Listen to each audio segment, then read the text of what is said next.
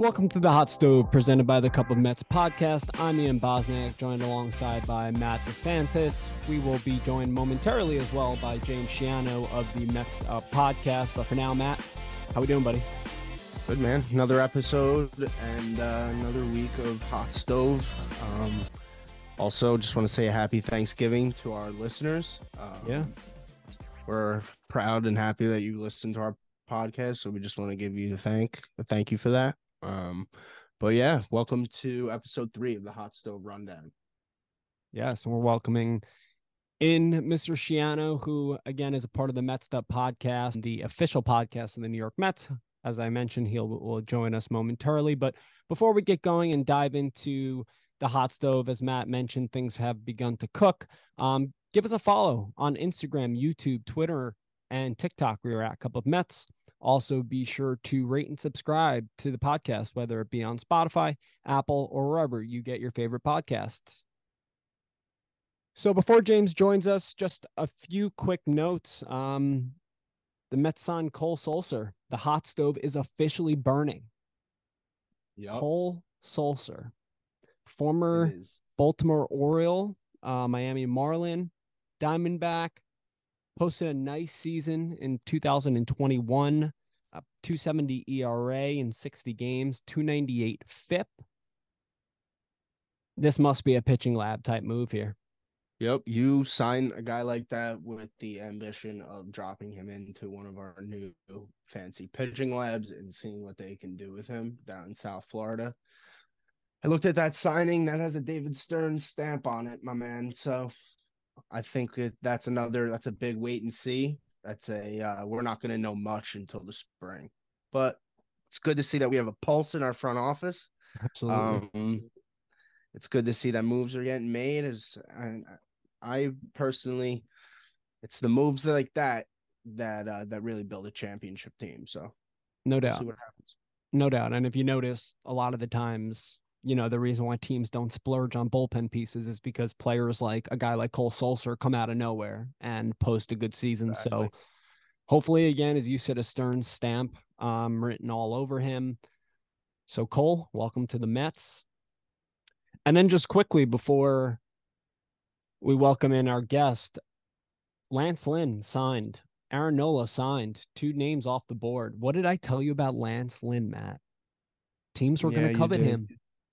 You said that somebody was going to come out and pay for the veteran starting pitcher who has a lot of innings under his belt. So I give you kudos. Thank you, weren't sir. Right on what team that they were coming to, though.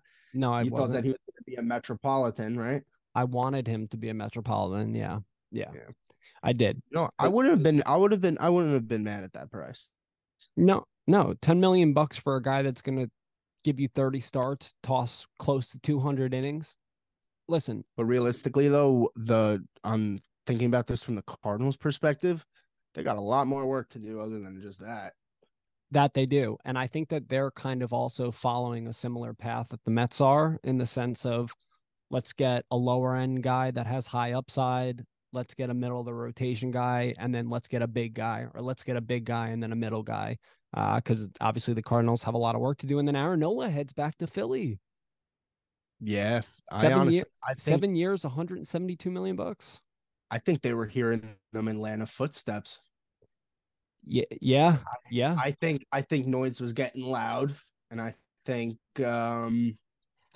Dave Dombrowski, who's the president of baseball operations for the Phillies, he heard something. I think Atlanta was going to give them a serious run for their money. I wouldn't actually be surprised if the Braves offer ended up coming in more than what he got. But it looks to me that people want to play for the Phillies and be a part of that organization. So he definitely, I don't know why. He got a big payday. I agree. Their fans eat horse shit off of the ground. Their fans suck. The city's dirty. I mean, I shouldn't say anything. New York is dirty as well, so I shouldn't say anything. But New York's filthy. Yeah, no, that it is. But I mean, I agree with you. And Atlanta's been linked to Sonny Gray as well as of recent. That's another big horse that could end up commanding anywhere between, I don't know, I'd say $18 million and up per season, probably on like a 3 or 4 year deal. Yeah. Atlanta I could mean, get stronger.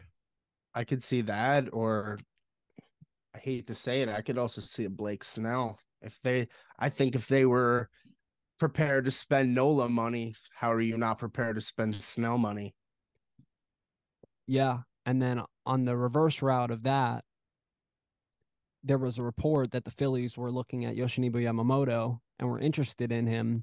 And then they signed Aaron Nola the next day. So what I was wondering is, there was also links between the Phillies and Blake Snell. So I was wondering, is Nola going to be that big signing for the rotation? And then they're going to fill out the remaining spots.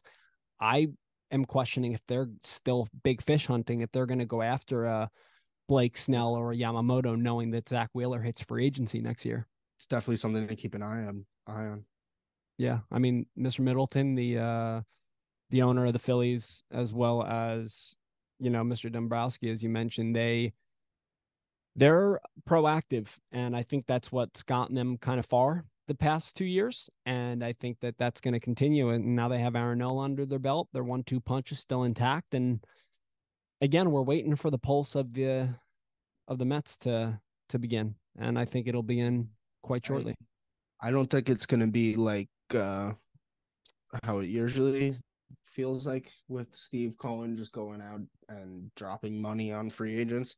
I think there'll be more strategy to it this year.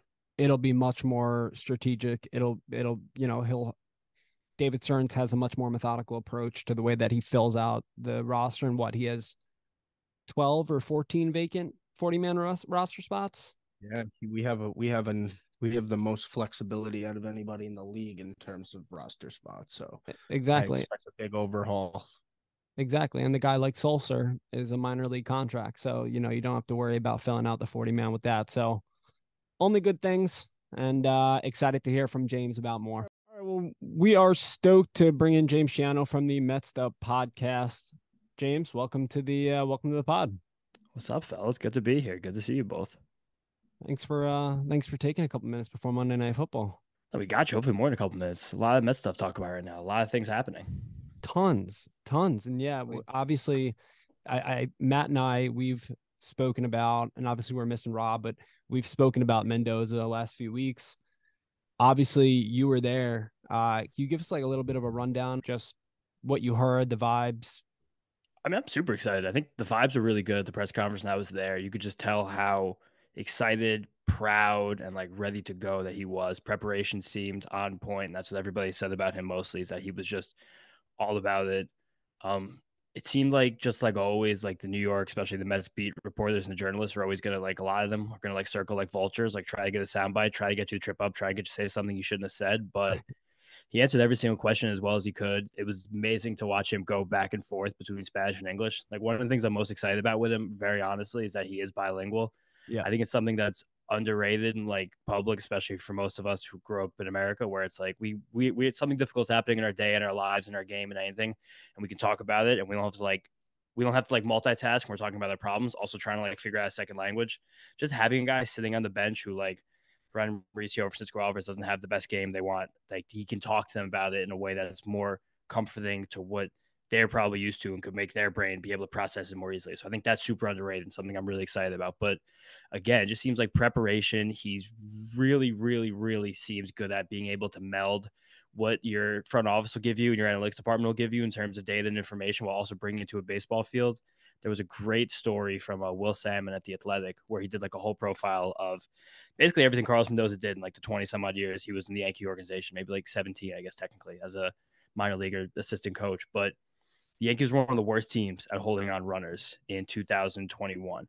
And he was like, there's a big issue. And he went to the front office. He was like, hey, why was this a problem? Like, how can we change it? And the front office, like, gave him the information they needed to do that. And then the Yankees pitching coach gave him a lot of credit because he took Matt Blake, took him the information and gave it back to the team in terms of like drills and things to work on. And the Yankees in 2022 became the best team in the league at holding on runners and not allowing stolen bases. So just the fact that he's like, I can identify a problem I know needs to be fixed. Tell me how to fix it, and then you tell me this stuff, and I'll retranslate it back to the field. I think that's the most important thing. And I think that's something that's super understated, just like in modern baseball coaching. I'm Yeah, excited about I it. I definitely to touch up on what you just said, I feel like one of his best attributes as a manager is going to be his communication skills. Totally. Like you said, his bilingual, that's going to be huge for us. Not only, like you said, communicating with younger players like a Francisco Alvarez, but communicating across the board, having consistency across the board with front office and stuff like that. And especially now in the baseball world that is so analytically driven, I think it's going to be really big for the Mets to have somebody that's, younger, first time manager growing into the position. But I think these are all things that he's more than capable of handling. He's been in the New York market for a long time. He's been around a lot of great minds. So I think he's up for this challenge.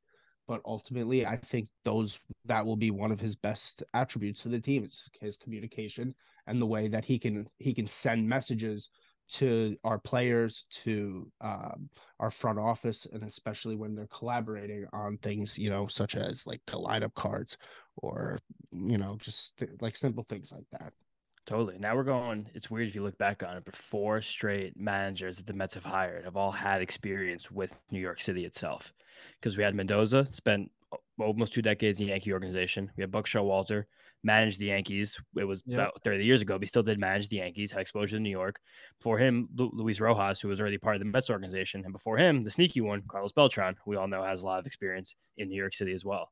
So now 4 straight managers hired by the Mets have had experience in New York City, which I think is interesting and also kind of telling.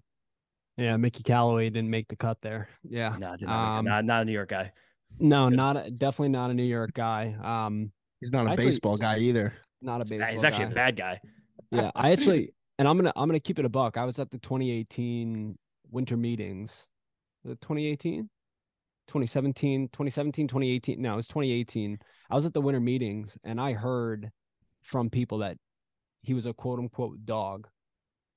Was it the bad way or the good way? In a bad way. In a bad way. That's true. I mean, and then when I heard everything, I was like, oh well, this, put the puzzle pieces together. It makes sense. But yeah, no. No, we didn't bring you on here to talk about Mickey Callaway, but God no. But yeah, so did you get a chance to speak with Carlos?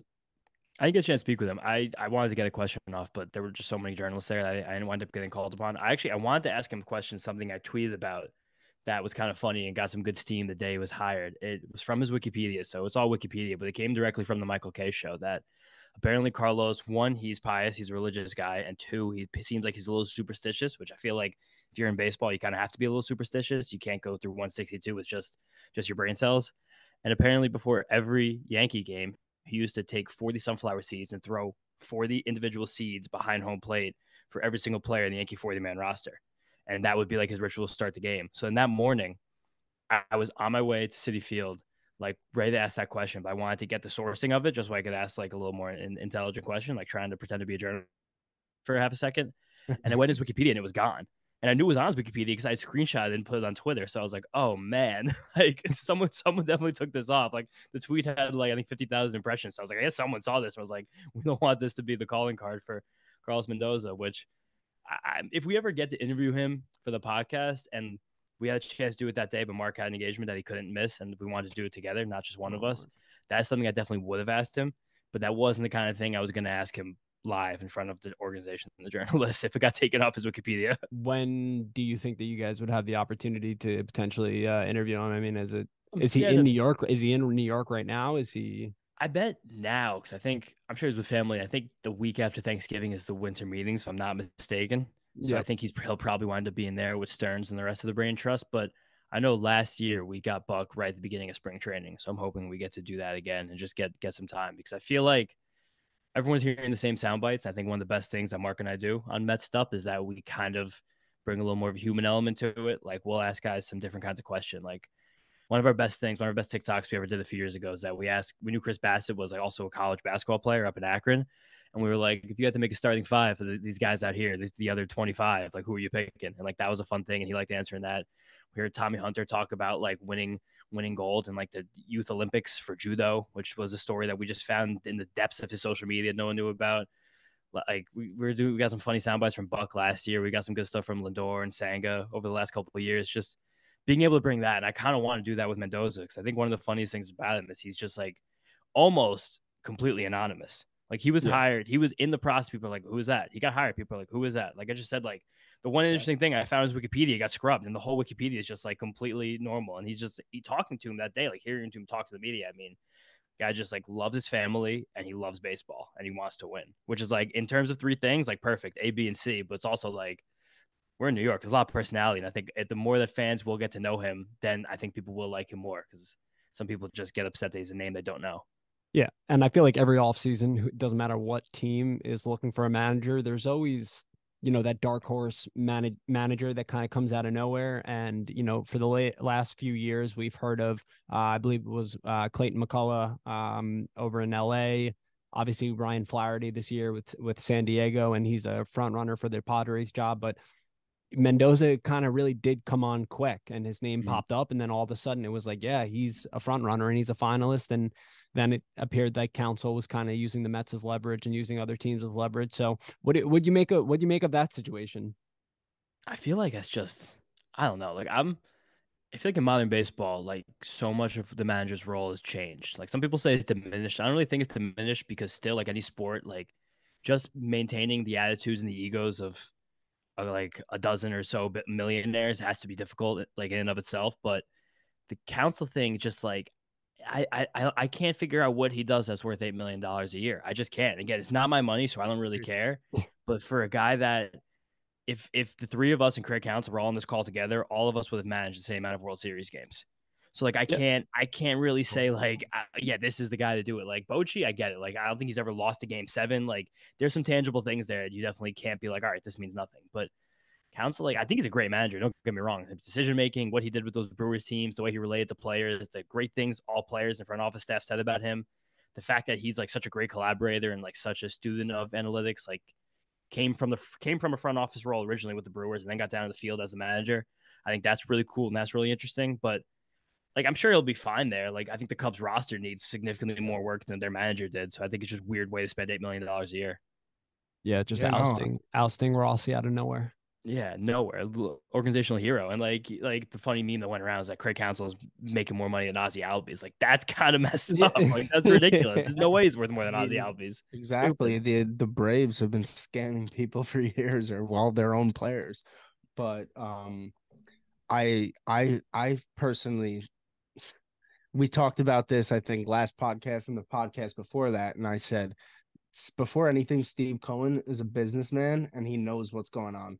He is not going to get pushed around at a table by Craig Counsell. For Come sure. On. And like Craig Counsell, he was still living, I think, in the same town he went to high school in. Like he went to Notre Dame, which is right there. And then he played on the Brewers. And then he worked for the Brewers organization for like the last like 15 years as well. It's like, this just doesn't smell like a New York guy to me. Like, I don't know if I was that, like, it's like, I don't know. Would you guys take a job immediately to go work in Milwaukee for a pay raise? No. I mean, it has to be really good. It'd have to be really good offer. And even if you did it, like how invested would you be really? Like, I'll go there for a year, 2 years, maybe 3 years if things go well. But then it's like, I'm not trying to plant my roots there. Like, you could just kind of feel that with Counsell, and that's okay. I don't think New York was ever in his cards. What do you think? Not. Wisconsin guy. It was never in his cards. All of the smoke from all the reporters and all of that. I just feel like he used that to his advantage. He probably was like, listen, I'm coveted on this market. So the Cubs went out there and paid him. Onwards and upwards for us. I mean, I think that all three of us can agree that we're pretty stoked about Carlos and what he brings to the organization. What do we have Hef remaining in his role. Eric Chavez moving back to hitting coach. How do we see the rest of the coaching staff kind of filling out? Are there any names that you're hearing? I mean, I know that a guy that he's really close with is Ozzie Guillen. You would probably want to put him with like an experienced manager. I don't know. I'm curious to see how the rest of the coaching staff rounds out. Yeah, I definitely am too. And I'm definitely not privy to any kind of rumors, but it would make logical sense for him to be paired with like an experienced bench coach. He's never been a major league bench before, but I also kind of fear the way this media market works, where it's like if he's sitting next to someone who then people think is more suited for the role that he has, which I don't think will ever be true. But and it's also like a stupid fear. Like if that just happens, like that's just me being like scared about the way people are going to talk about it, just being scared of discourse. But I feel like he managed the minor leagues. He had his own team. Like he's managing the winter leagues. Like he definitely knows how to run a game. I think it's more just about like maintaining emotions. Like I think about like conceptually when the Mets had Rojas, like they hired a guy like Glenn Sherlock to be the bench coach, where it's like this isn't a name. There's no flash here, but there's someone who's been at major league benches before. And again, Mendoza has been major league benches before. He's been Aaron Boone's bench coach for the last couple of years. I think Boone gets thrown out of more games than any other manager in baseball. So he was doing a lot of managing himself on a major league team in New York City, which is kind of funny too. But I think that just I don't know. Like let him pick a guy who's cool. I think Ozzie Guillen would be explosive. I don't think I want Ozzie Guillen as my bench coach. Like Ozzie Guillen he's a firecracker. He did Mendoza and Guillen do a relationship though, and he talked about that in the press conference because Mendoza's only the second ever Venezuelan-born manager hired to a major league team, with Guillen being first.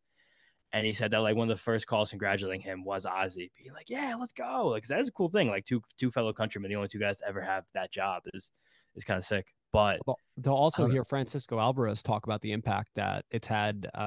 There was an excerpt about, people were, it was like the talk in Venezuela and everybody was, becoming Mets fans over in Venezuela because of Carlos Mendoza and him being, brought on. Yeah, they should. And Francisco is Venezuelan too, of course. I think that was a big one. But again, I think that's just going to be so great for him to be able to relate. So is Luis Angel Acuna, also Venezuelan. Yeah. No. Sneaky one. But I can definitely see them hiring more than like an experienced manager, just like an older face.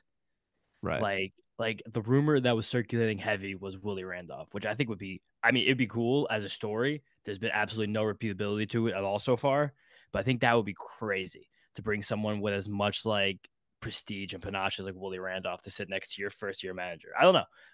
Maybe it would work. I'm not saying it wouldn't work, but I just think that would be.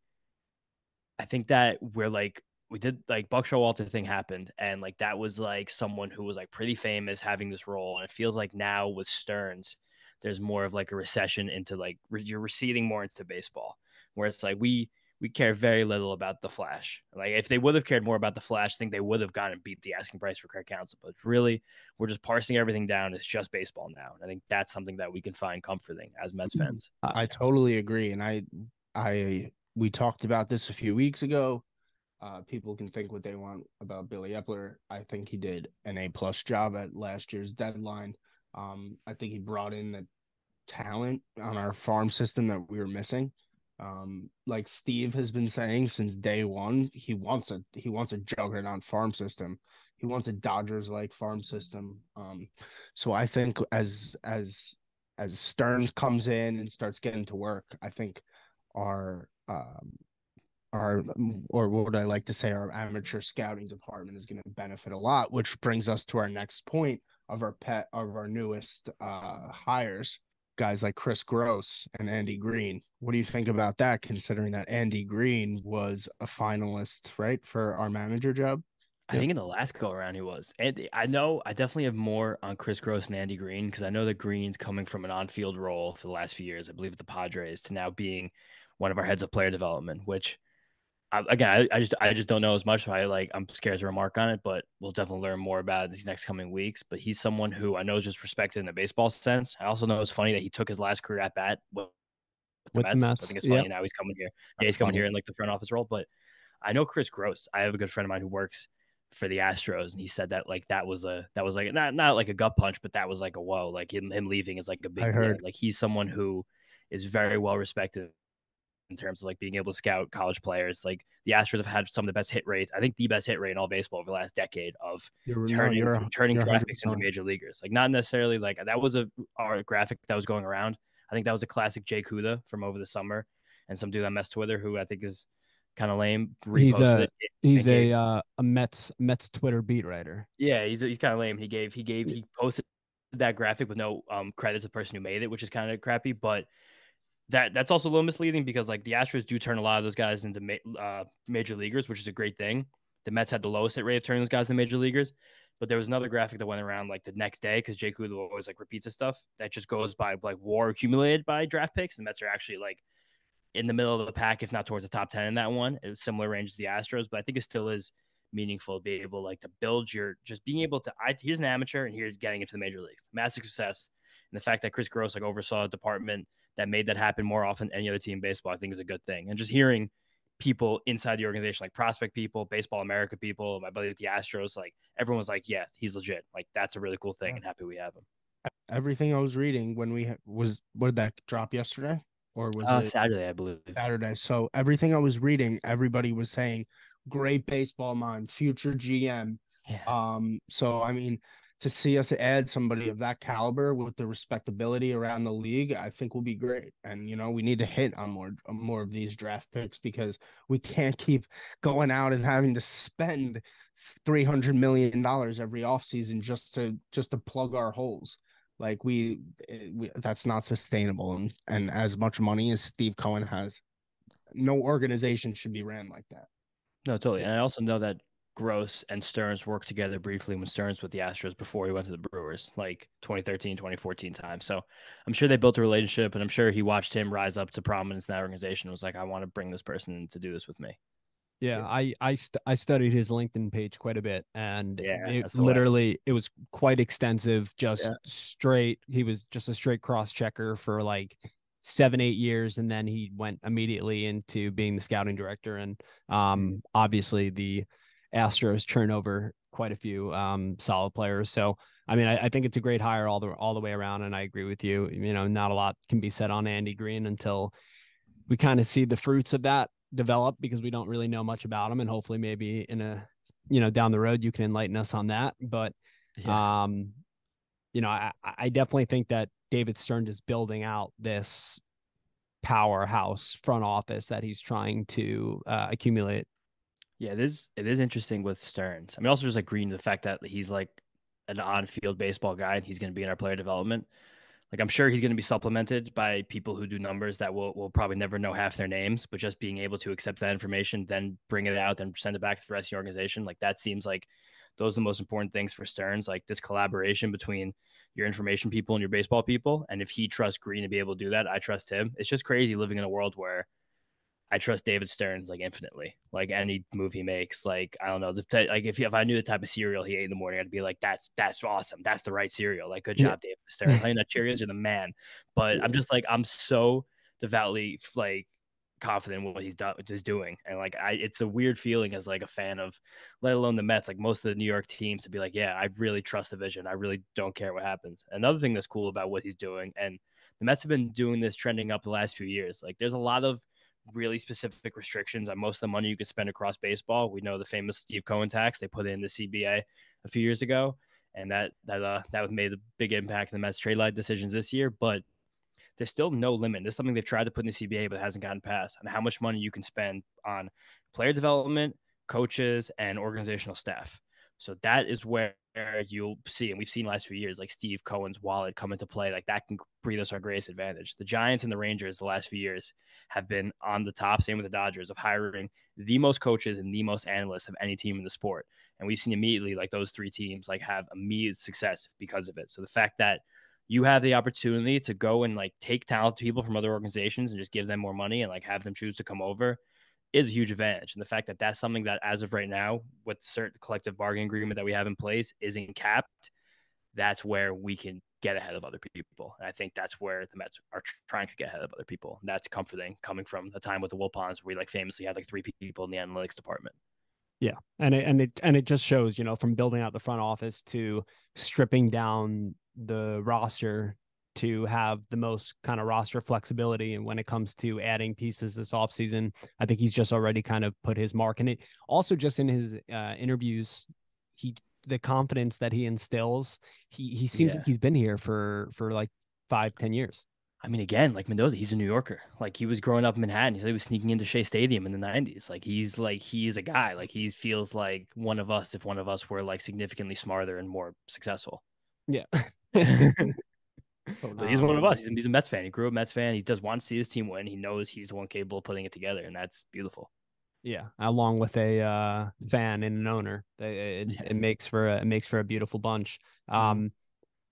Obviously, though, the farm system as of right now, pitching wise, not where it needs to be when it comes to helping the major league roster. As of yet, obviously the names of like Mike Vasil, Dominic Hamill, Christian Scott, like they're coming along, right? But the Mets have to focus in on the rotation this offseason and look to the free agent market.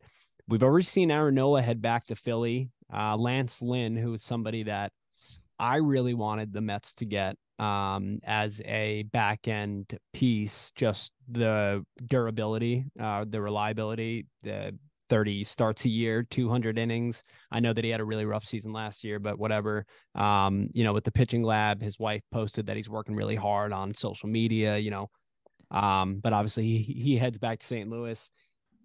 What are you looking at in the starting pitching market? Obviously, we're all waiting for, Yamamoto, who gets posted tomorrow morning at 8 a.m. officially. We won't know about that until December because that's when he's going to be meeting with clubs, according to sources. But how do we see this starting pitching market playing out?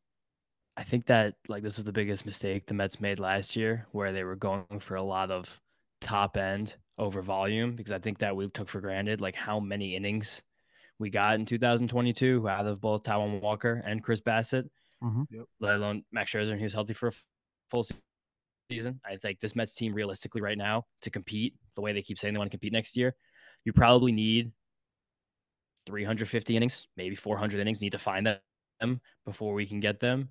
And you did touch on the prospects. I think that the Mets crop of starting pitching prospects is much better than I think a lot of people outside of the Mets think. But I think you're probably not getting high impact this year. I think Vassel's fine. He's a good ball player. I think Christian Scott has a lot. I think Dominic Hamill has a lot of sneaky upside. And I think Tidwell is kind of the prize, but he's probably another full year before he's making a big impact. But you just really have to spam these guys. And the Mets did get lucky at the same time as they need a ton of pitching. There's a massive middle ground of pitchers available as free agents. Besides Yamamoto, that's really the only sexy name left now after Nola. Blake Snell, as much as I love him in fantasy baseball, just throwing him in there as my SP2 or 3 every year when the draft price persists, he's just terrifying. He's someone who I also think is not, and this is this is stupid. There's no analysis here, but he just smells like a guy's not built for New York. I just feel like someone could write a scathing article and he could crumble. I mean, I have no proof or no records of that either, but I don't know. And I've always liked Snell. This stuff is incredible, but he's someone who I'd be really scared to commit the amount of money to that you need him to, just because of how inconsistent he's been year after year and how inconsistent his workloads are year after year. One of the things I like so much about Nola is that he's just 150, 160, 170, 180, 200 guy. That's what the Mets need right now. I believe in Kodai Senga as a true 1-2 type guy. And now it's just getting someone else who could do that, which maybe that's Sonny Gray, but Sonny Gray's a Southern boy and he's there's a draft pick attached to him.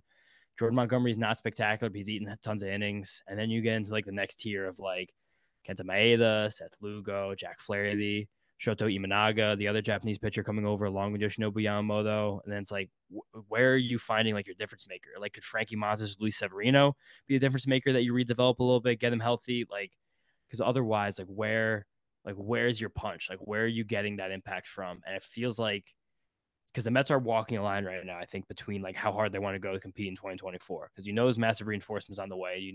They're big free agents next few years. There's generally money to spend.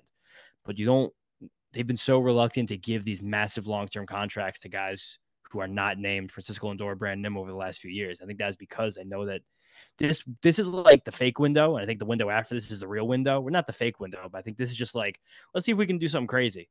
Whereas after this, we're building sustainable winner. So I think whatever happens with Yamamoto could shift the direction of the Mets offseason a lot, because he's the prize. He's the jewel. He's the top end pitcher. He's everything you want. And every other pitcher is maybe I want this guy. So are you stretching it out to a 6-man then? If you sign Yamamoto? Totally. And I think Stearns, he gave at the GM meetings, one that was canceled early for norovirus a few weeks ago. Yeah. Saved the Stearns before everyone got sick and started throwing up. He gave a really good he just gave a really good talk to the media, just back and forth. Some of the sound bites he grabbed and that I thought were interesting, because I thought it was something that was, one, gave me more confidence, and two, something that more front office executives should be talking about but aren't, is the fact that he was going to every single player and analyzing their strengths and weaknesses and asking what they want to do. The fact that we already have Kodai Senga, who last year was an ace, absolutely to the top of that, what that term means, but was significantly better pitching on the 6th day and the 5th day, which is something he's always done his entire career. It's okay, let's play to our guys' strengths. We just, the only thing stopping us there is having 6 actual starting pitchers. Because right now we have basically 2.5 in this rotation, and then we're going to see what we get. But especially if you get Yamamoto. Like I think there's almost no doubt. And then they asked like, oh, so what does that entail? He was like, first it's like getting 6 pictures and like, actually looking at their schedule, like seeing where off days are and like planning where these spot starts are going to be. Because like pitching management in a season, like that's an organism. Like that thing's alive the whole time. Like you can't like it's not MLB the show. I'm not setting my rotation in April and like simming to the end of the year. Like we're gonna change this a lot. Like last year the Dodgers I think had 13 or 14 different guys start the game for them, and they still had one of the best records in all of baseball. Like to do that the right way, like you got to have a lot in the cupboard. You got to have a lot of bullets in the chamber, and the Mets need to find those. But I think that should be the plan. If especially if we have two high level pitchers who came from the MPB, like we should make sure that they can be as good as they can be, and that comes with 6-man rotation. Agreed. Yeah. And I think that there's an abundance of those like middle ground pitchers that you mentioned. Two guys in particular that I like, Michael Lorenzen. Another one is Mike Clevenger. Clevenger last year for the White Sox, really bad White Sox team, was able to, put up a decent season. He did only make 24 starts, and he hasn't been a starter that can toss, 30 games since 2018, but he posted a 3.77 ERA, a little over 2 WAR and 24 starts. Guys like in that pack, I think would be a good fit for the middle. And then getting a guy like a reclamation project, like you mentioned, a Luis Severino or a Hunjai Ryu or something along those lines, someone that has high upside and is kind of like a low risk. I think that that's kind of the way that you fill out the rotation. But it sounds like you and I share a similar viewpoint in the sense of spreading out the money. So for me, like, I know that my number 2, if I fail to sign Yamamoto, I'm dropping, let's say Yamamoto's going to get 28 to 30 million AAV, right? I'm going to drop that down to between 20 and 25 million AAV in a Jordan Montgomery. That's going to be my second. Do you have somebody there, or are you patching it with different guys? Yeah, if they miss Yamamoto, and if it was me making these calls, I probably would just straight up patch it out after that. Like I would do because I think like if Montgomery didn't just have this wicked hot streak and just earn himself tons more money, I would have liked him a lot more. And I love Jordan Montgomery as a pitcher and as a competitor and as a baseball player, but like I fear spending a lot of money on something that's like less repeatable. And a guy like Montgomery, who's more like a command guy, more of a ground ball guy, like I'd like to buy strikeout upside. If I'm gonna buy, I like to buy velocity. And Montgomery doesn't really have either of those things. I think he's a fine starting pitcher, but like getting to the end of that year, watch him gut out that World Series game, getting no strikeouts in 6 innings. I was like, this wouldn't happen again if like he threw all the same pitches in the exact same places. And again, I think he's great, but like it would be his fourth organization in less than 3 years, and just like I think he's good, but it's just I don't know. Like to get another like soft tossing sinker baller, we already have Quintana for that. Like I think he's fine, but I think you could almost for half the money, like I could see Clevenger being better than him. I could definitely see Seth Lugo being better than him. I can definitely see Kenta Maeda being better than him. I could definitely see Montes Severino, Tyler Molly all finding a way to be better than him. I'm obsessed right now with the Eric Fetty reclamation project coming back from the KBO out of nowhere. Great article I talked about in Mets'd from the Washington Post about him recently. Just the fact that he completely redefined himself like as an athlete, went to the KBO, was the absolute superstar of that league. He said he couldn't even walk down the street or go out to eat in Korea without getting mobbed by fans. He said he would leave his house into the Washington, D.C. area. He said no one would even recognize him. Like I think he's coming back as like a totally reinvented dude, and he's kind of a hilarious last option for the Mets, like a nice wild card at the end. But Montgomery, I feel like right now we're at the point where like his fame and his prestige has surpassed his talent. And I want to pay for the talent, like not the prestige. But again, I think he's good. I think he's probably giving you a more consistent workload than almost every other guy in this list. But I'm really curious to see where that number winds up. Like if he's a $20 million guy, I'll be like, congratulations. I think I'd rather pay someone less. See, I actually agreed with that sentiment, and Matt and Rob changed my mind, and now you're changing my mind back. There you go. Snip, snap, snip, snap. Yeah. I appreciate that. You're actually you're backing me up here. Okay, sweet. So it sounds like you would fill out, and I mean, I'm actually going to bring this up. Would you have signed Justin Verlander last offseason then? No, I definitely wouldn't Okay. have. All right. I talked about it's funny because I had talked about it on a podcast before it happened, where I was like, "There's a lot of data that show." And again, I loved having Justin Verlander on the team, and he still went back to the Astros and pitched great. And he was just a really cool guy to talk to. He gave a really good interview. He was really nice, and like really appreciate having him in the organization.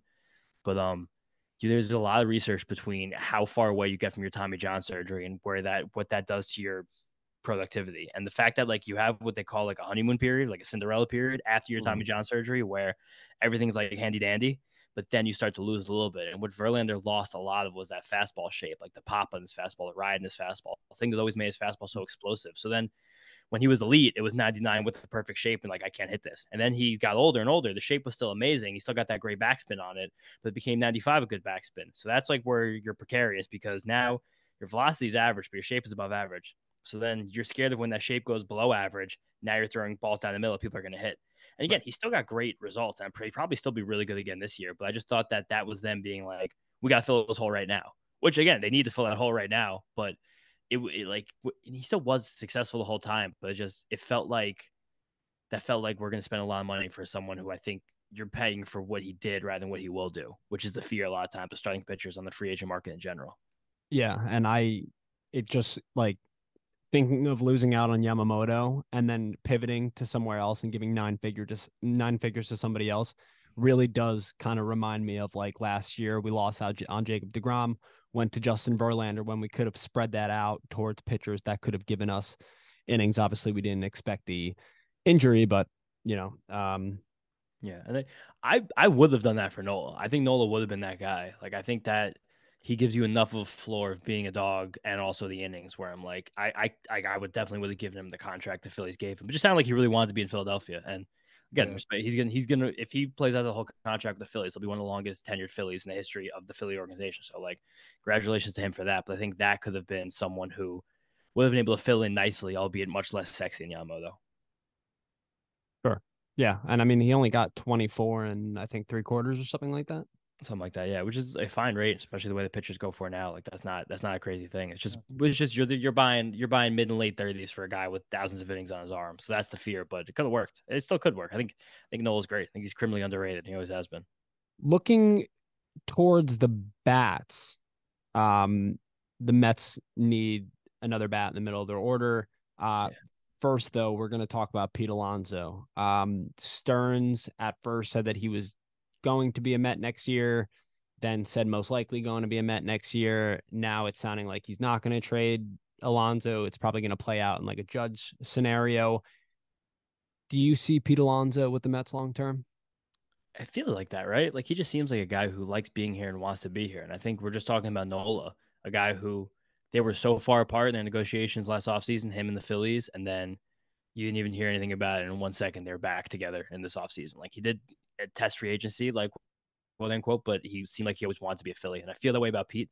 It just feels like right now Pete and the Mets are far apart because all the reports that come out, like unsubstantiated, but that's what's coming out right now, is that he wants to be paid like not only like one of the best first basemen in baseball, but like as one of the top players in baseball, where it's like, okay, like if someone wants to pay Pete Alonso like significantly more than like Freddie Freeman or Matt Olson got, or like similar to what Aaron Judge got, like that might just be something that someone else just pays him, and then he's a great Los Angeles Angel for his entire career. But just as of right now, a guy who he he's great. He's one of the best power hitters in baseball. I don't think anyone in baseball has more home runs since Pete Alonso got to the major leagues than Pete Alonso. But he's the first baseman, so defensive value I think is it doesn't really matter as much as in terms of every position in the baseball field. I think first baseman has the least defensive value. So him, some people think he's a good first baseman. Some people think he's not a good first baseman. No matter, it doesn't matter. He catches the ball and he hits dingers. Like I want Pete Alonso to be a Met, and there's no one's going to hit as many home runs as him over the next few years. But if he's going to be one of the highest paid power hitters in baseball, it doesn't seem like the Mets will be paying him that. And if he goes to free agency and he realizes that every other team's offer is really similar to what the Mets are offering him, and I think similar to Aaron Nola, he winds up just coming back. And I think that it's literally the tell. It feels like it will be on the team next year, but it's definitely a little more stressful than I would have liked it to be at this point. Yeah, I totally understand that. But then another thing we got to think about, like, so he rides into this year with us, then say our team is, 8 games under 500 at the trade deadline and they still have no contract in place. What are they doing? That's going to be really interesting to see unfold. It is. It's also funny because, like, in terms of the trade market, first base is never a position that really gets the people going. Like, I can't remember a trade besides Mark Teixeira, and that was like almost 15 years ago now, where a team like gave real capital to go out and get a first baseman. Like the Braves gave up pennies to get Matt Olson. Like I can't even think of another like notable first base trade that's happened recently. Like Josh Bell last year, but that's not even the same universe or galaxy as Pete Alonso. So it's like and that's also seems like the disconnect between like Boris and the Mets in general, where it's like, are you a first baseman or are you a transcendent power hitter? And like technically you are both, but that's what the market dictates. Like here's the other first basemen who are similar to you. Here's what they get paid. And like it depends. It will depend then, I guess, like in this hypothetical situation, like how much the team ready to spend on power, like how many, what are you trying to give up for him? Because like maybe a lot, or it might really not be that much, because teams just kind of fill first baseman with whatever usually the last couple of years. But it would definitely be a fun exercise for David Stearns. Again, like I trust how much every way he went on it. Yeah, see, I'm like, obviously I want Pete Alonso long term as a Met, and I'd be willing to pay him as the highest paid first baseman in the league, right? And I think Freeman's making 27, so you would give him 28. I just don't want to see this like 10-year type deal. You know what I mean? Like that's Yeah. to me that's not sustainable, because the latter end of that, he'll end up being a DH. Hopefully he's still hitting those dingers, right? But you can't bank on that, and then you're stuck with the 10-year $280 million contract for a guy that's going to be a designated hitter towards the end of his career. And then again, you mentioned Olson's making $21 million. That was a steal. That was a typical Braves contract right there. No idea how they got that done. But then also a guy like Paul Goldschmidt, I think, is making 25, 26. So to me, Pete Alonso has to be willing to stay within that ballpark. And then, going back to what Matt said, you know, when you look at the trade market, a lot of teams are now in the race with the expanded playoffs, and more teams are willing to spend. We saw it this past year. You might be able to relay something for him. Obviously, it wouldn't sit well with the fan base, but I agree with you. I trust David Stearns, and if he would to say like that's the right call at that time based on the lack of negotiations or whatnot, all trust in David Stearns, man. Yeah, and I feel like in terms of every position on a baseball field, like getting first base production is one of the more easy to find just around. It's just the difference is again like transcendent power, which is what Pete Alonso has. Like I don't know how to replace 47 home runs this Mets lineup. Like you really like right now, there's only one other player you think might hit 30, and that's Francisco Lindor. So like after that, like you need home runs to win baseball games. Like you just watch the Rangers steamroll the entire league and hit more home runs than like most of the games they played, and that was their formula to winning a World Series. So you do need home runs, and the fact that the Mets have less home runs in general on their roster definitely gives Pete more leverage. And you should use every leverage you can. Like every player should get as much money as they can. Like Yeah. I love loyalty. Like I want a guy like a Pete Alonso to be in the Mets his whole career, but like I'll never fault any athlete for getting what they're worth on the open market. Like absolutely not. Like this is it. You got one shot here. Like make your money, dude. Like go off, King. But again, it would be cool if Pete Alonso's Met forever. But it's so weird in terms of Mets roster construction too, because they don't have that kind of power anywhere else. Like not many teams do, but usually teams have a little more spread out than the Mets right now. I know.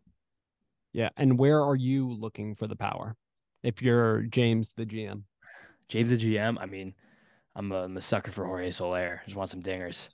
Yup.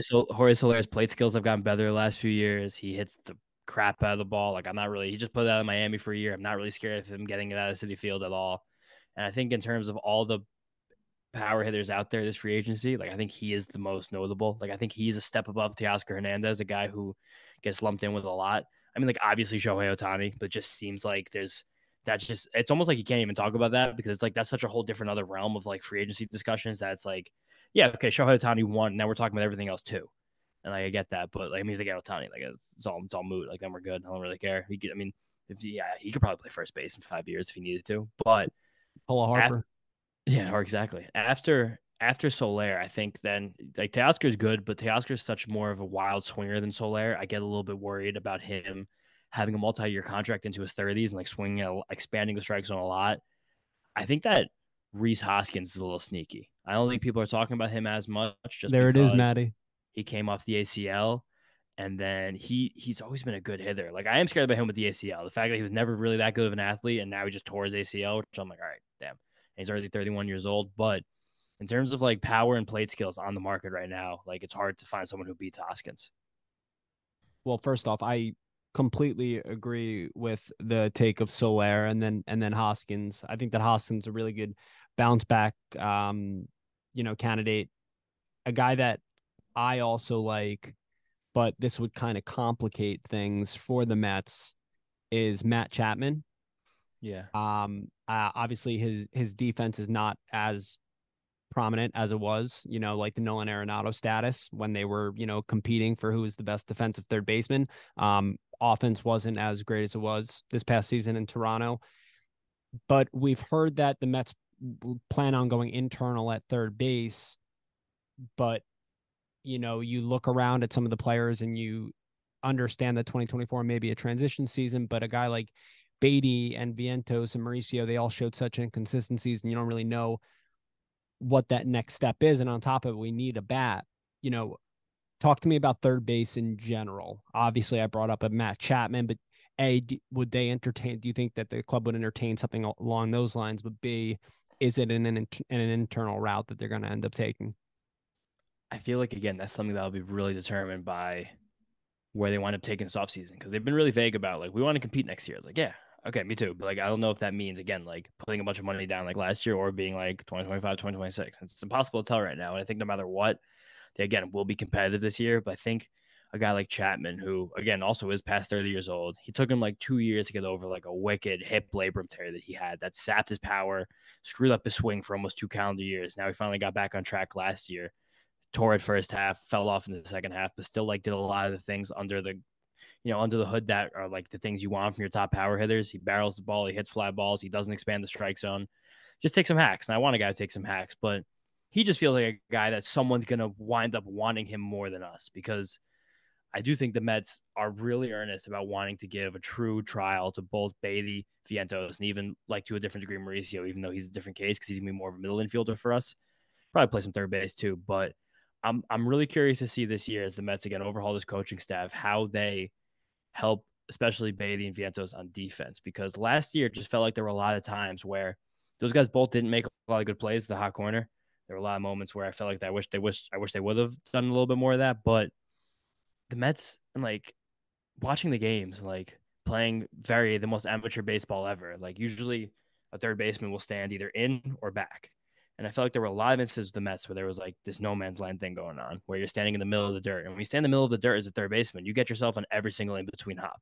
And I feel like there were so many times where Brett Baty was indecisive, whether going back on the ball or coming in on the ball, and like caught in between hop and just like didn't have the hands to field, or the game just felt like it was moving fast for him. But I'm curious when we get new coaches, new infield coaches out there, maybe position ourselves a little bit differently, how that affects them both on defense. Because every time I saw Brett Baty play minor league baseball, like I was like, he's defensively fine, and like Baty has a great arm. Like Vientos probably has a little better hands, a little better hands, a little better feet, but much more erratic arm. Like he profiles me more as a first baseman than Baty. But even like it wouldn't be crazy either if Baty moved over there. Like depending on what happens with Pete Alonso, worst case scenario. And Baty just his minor league track record, he did too many things well above average for me to be like that one bad year of sample like is going to define him as a player. I just really don't think it will. Like I'm still very confident he has power.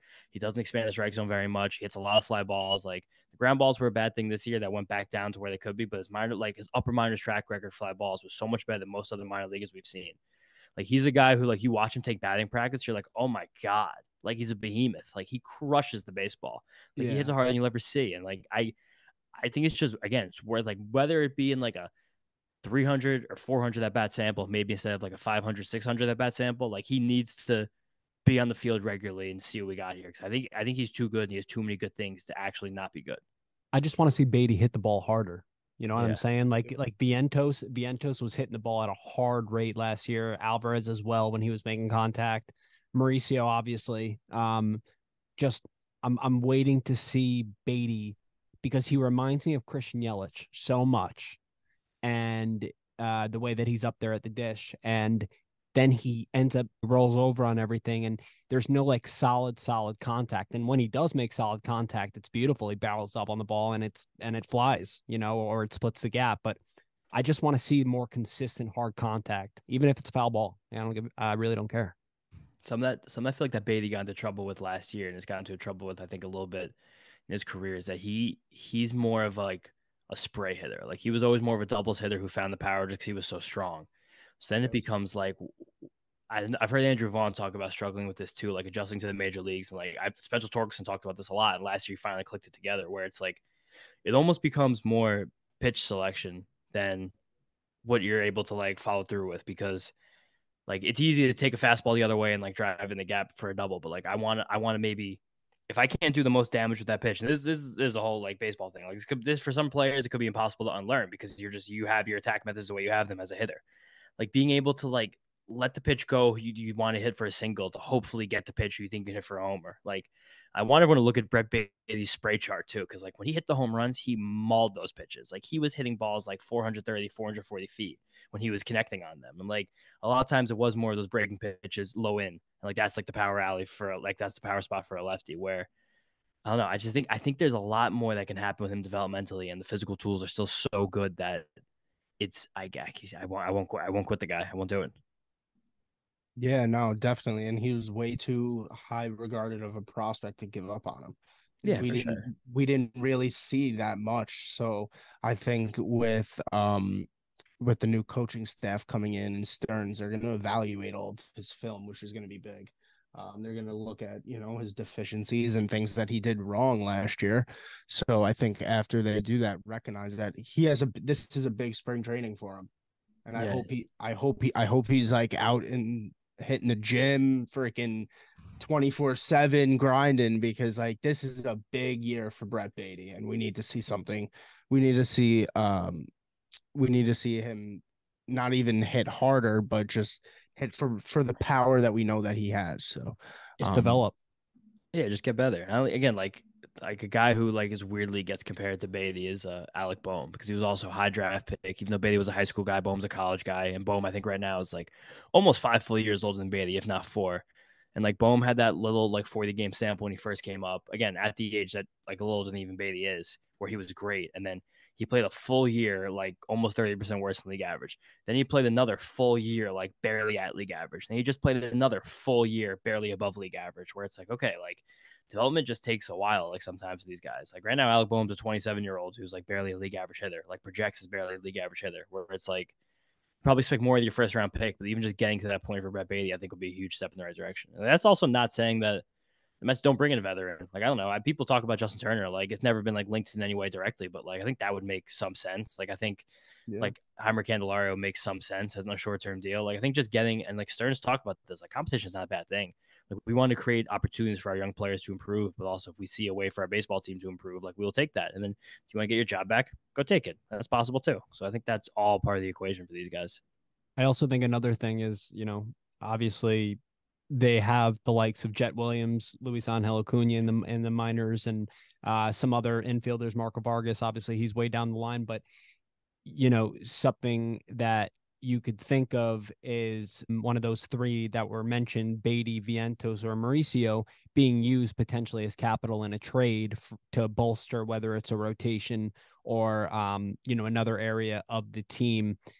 Obviously the Mets aren't going to be the only team that still sees upside in those guys. So, not only is it the prospects that we could end up dealing because we've heard, some trade potential packages, but it also could be one of those three. Yeah, totally. Like there's only like a 9 spots in the diamond, so like eventually all these guys can never probably be on it together. So I think a trade theoretically would make sense, but it's also I think there's like so much more you can get in value in terms of like trading the shiny new thing rather than the thing that's like gone a little rusty for a year in the major leagues.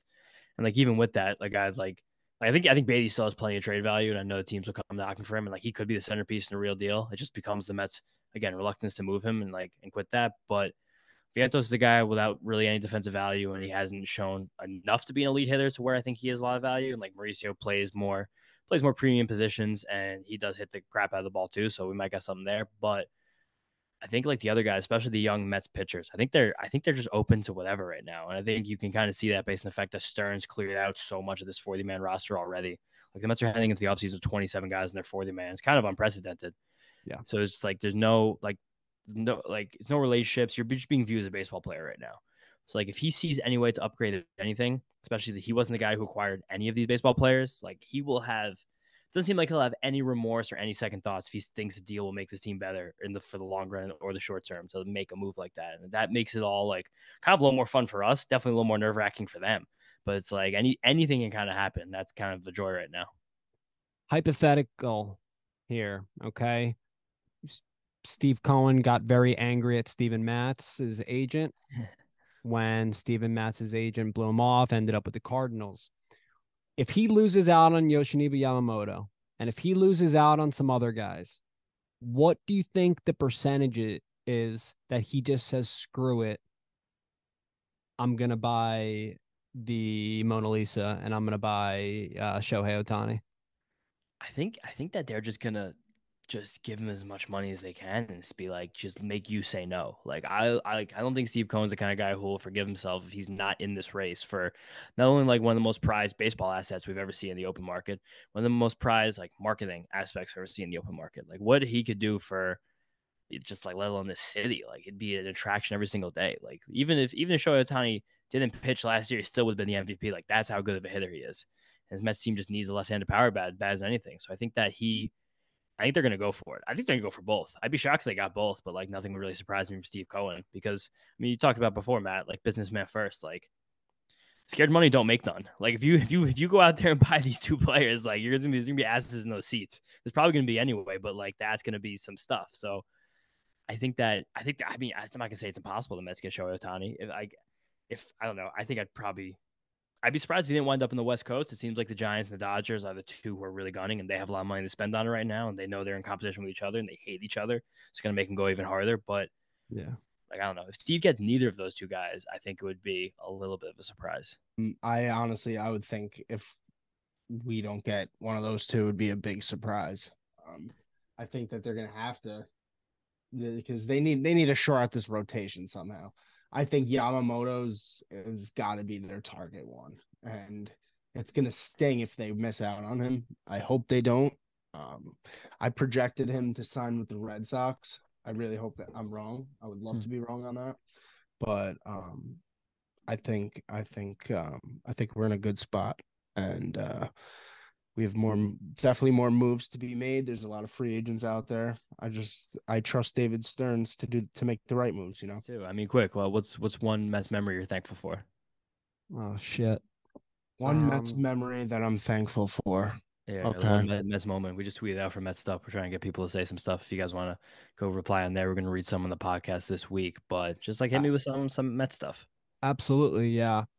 Something that I'm thankful for is, wow, this is really just the way our fan base is and our fanhood has gone. Yeah.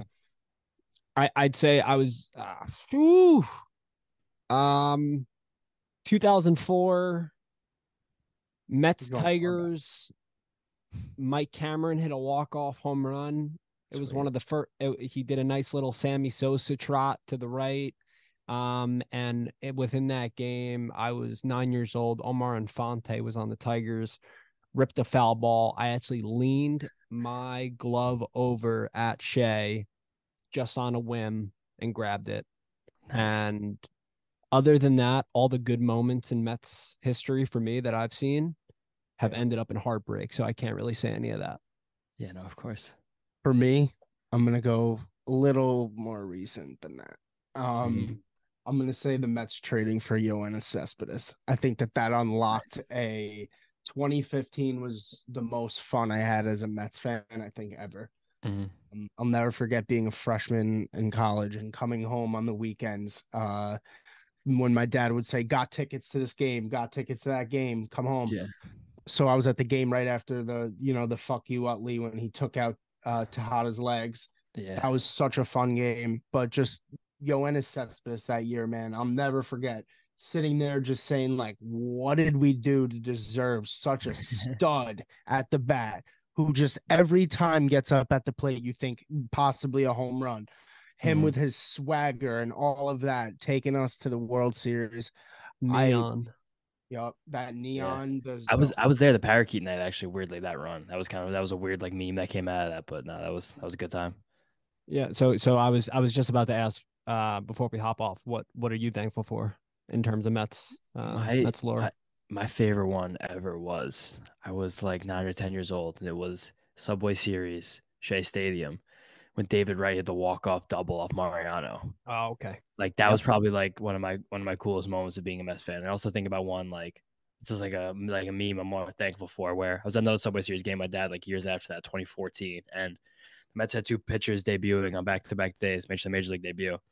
And he's like, let's go to one of these games. Let's see one of these rookies. I was like, I know yeah, where it's a you're really going. good idea. He's like, which one do you want to go? I was like, all right, that Tuesday, it's Rafael Montero. I think he's a better prospect than the other guy coming up. So let's just go see him. And that night, Montero got smoked, and Masahiro Tanaka threw a complete game shutout against the Mets. And the next day, Jacob deGrom started just being a dog, and that was it. James, listen, man, we really appreciate you hopping on for quite a bit of time. It was really appreciated, and we look forward to touching base in the future, man.